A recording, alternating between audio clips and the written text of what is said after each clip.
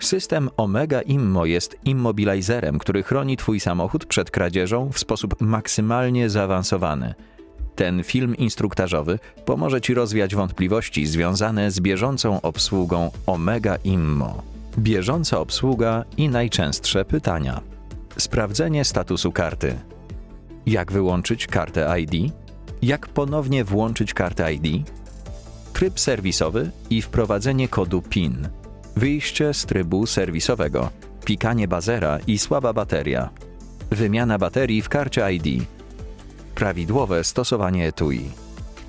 System Omega Immo pracuje zbliżeniowo. W odległości mniejszej niż około 4 metry od pojazdu immobilizer odczytuje kartę ID i następuje autoryzacja. System zostaje rozbrojony, dzięki czemu można uruchomić samochód. Jeżeli po wejściu do pojazdu nie da się uruchomić pojazdu, należy zwrócić uwagę na diodę przycisku serwisowego. Jeżeli LED pulsuje równomiernie raz na sekundę, oznacza to, że system wciąż pozostaje uzbrojony. W takim przypadku trzeba sprawdzić status karty ID.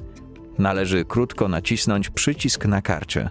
Są 3 statusy komunikowane za pomocą diody. Krótkie mrugnięcie na zielono, karta ID włączona w trybie automatycznym.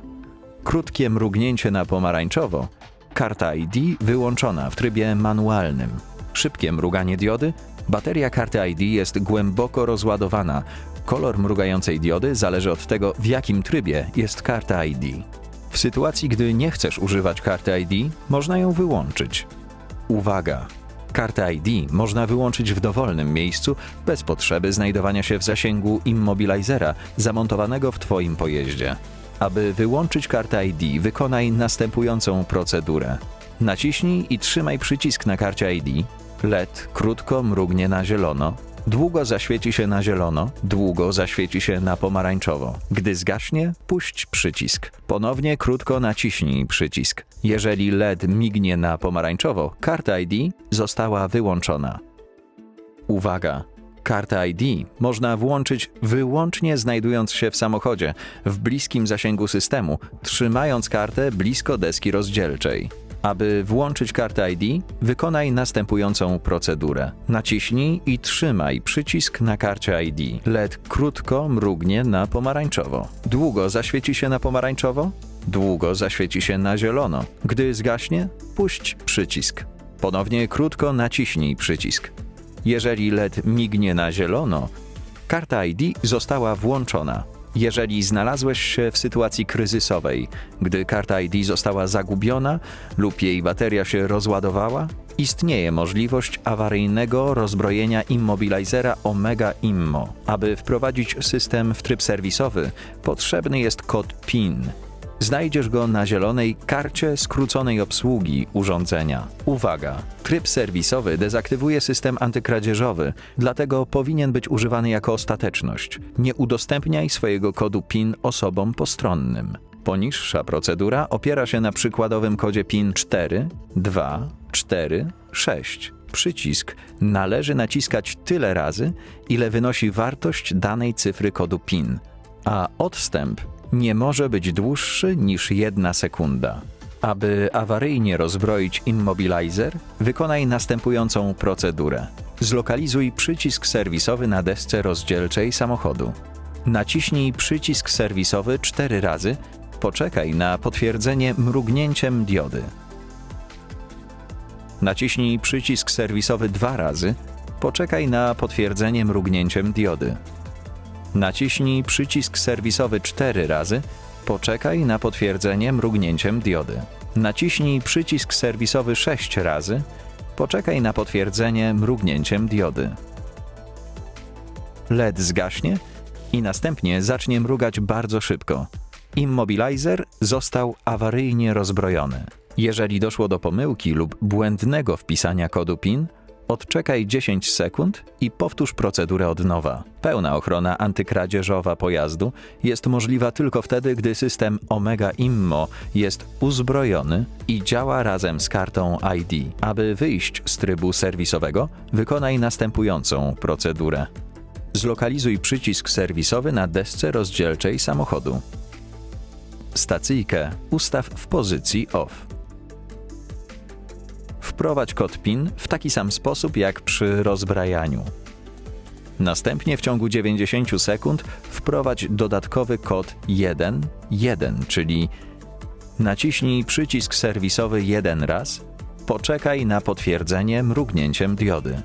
Naciśnij przycisk serwisowy jeden raz, poczekaj na potwierdzenie mrugnięciem diody.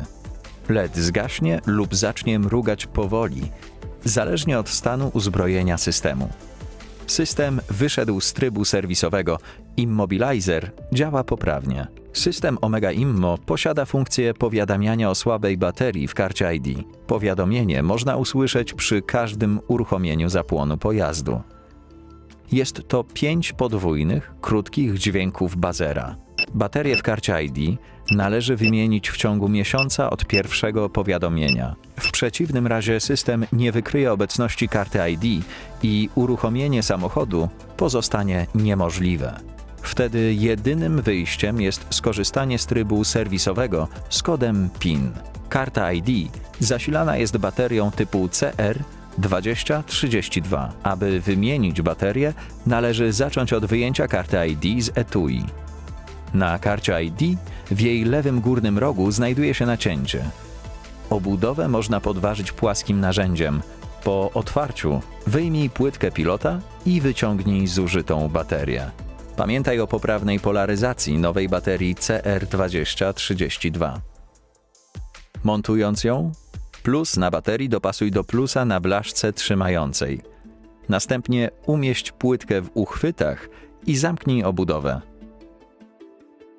Po wymianie sprawdź status karty ID, naciśnij krótko przycisk.